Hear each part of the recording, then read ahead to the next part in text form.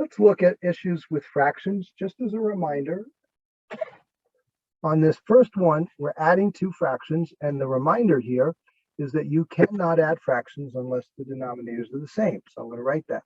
Must make the denominators the same. So in this case, when we look at the 8 and the 10, what we want to do is make the same common denominator.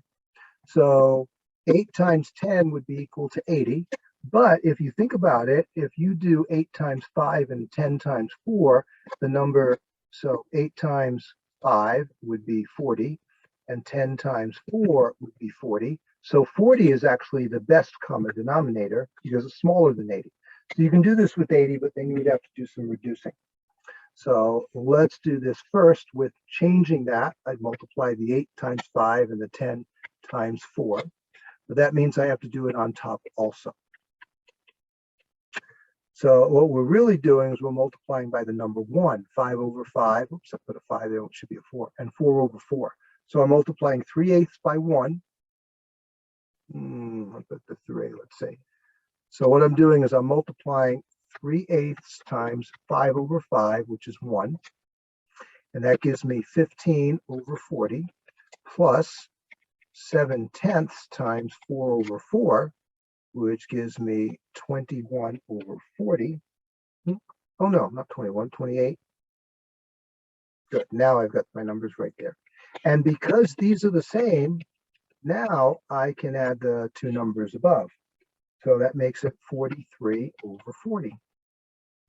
Now, here at this level of math, 43 over 40 is an acceptable answer. So also is if you were to change that into a mixed number of 1 and 3/40. For most problems, I'll accept either. There is a particular time where I will only accept this, and we'll get to that, primarily when it's the slope of a line. And other times when this is easier, just because, especially if it's a word type problem, or practical application kind of thing. And it depends on the situation. But if it's just simple straight numbers, then either of these are acceptable. If we had used 80, we would have gotten the numbers 30 over 80 for the first fraction. And we would have had 56 over 80 for the second one, and we would have gotten 86 over 80.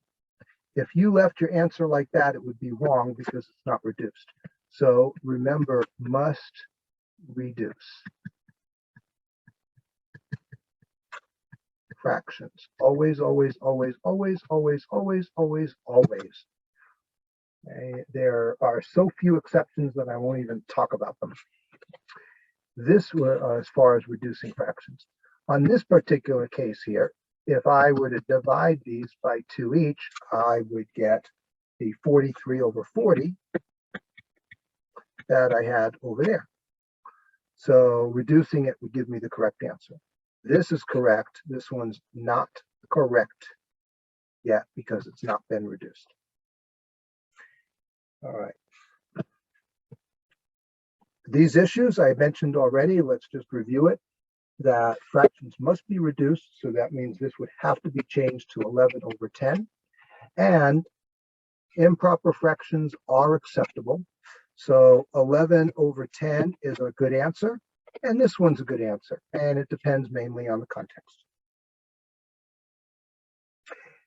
All right, those are the main things I wanted to focus on, bring your attention to from 04 that you don't want to forget about fractions.